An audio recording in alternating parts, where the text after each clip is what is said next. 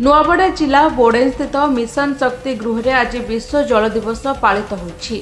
स्वेच्छासेवी अनुष्ठान चले चलो तरफ आयोजित यह कार्यक्रम में संयोजक राजकुमार मेहर अध्यक्षता करथिबा बेले मुख्य अतिथि रूप में जोगदे बोडेन ब्लॉक उपाध्यक्षा संगीता माझी जल संचय ही विश्वर भविष्य निर्धारण करिबो बोली कहिथिले। मुख्य वक्ता भाव में जोगदे फॉरेस्टर महादेव वंश जल जमी जंगल और जंतु किपरि जनसमाज उपरे प्रभाव पकाइछि से नहीं आलोचना करथिले। जंगल सुरक्षा हेले जलर संचय हेबो और समस्ते खुशी रही पारिबे बोली से कहिथिले। अन्य अतिथि माने जलर सदुपयोग करने समस्त अनुरोध करथिले। कार्यक्रम में बोडेन ब्लॉक विभिन्न ग्रामर शताधिक लोके सामिल होइथिले।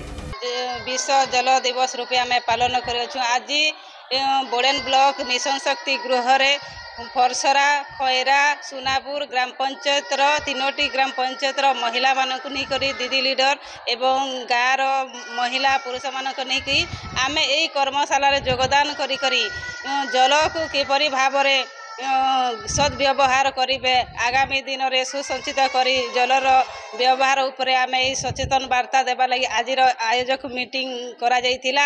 आरु जंगल सुरक्षा जल संरक्षण आउ वृक्षारोपण माटी सुरक्षा यही उपरे आमर कार्यक्रमटा करा जाइथिला।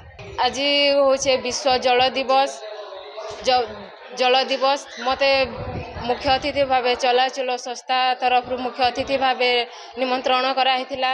सेथिने जोगदे समस्त माँ मौसी मन के जल विषय रे बुझाइथिला।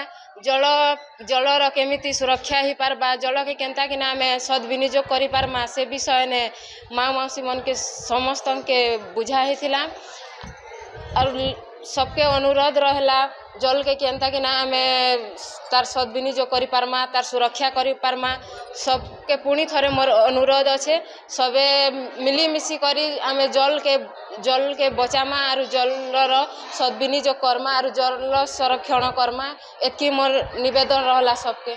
नुआपड़ारू दीनबंधु छत्रिया रिपोर्ट निरपेक्ष न्यूज।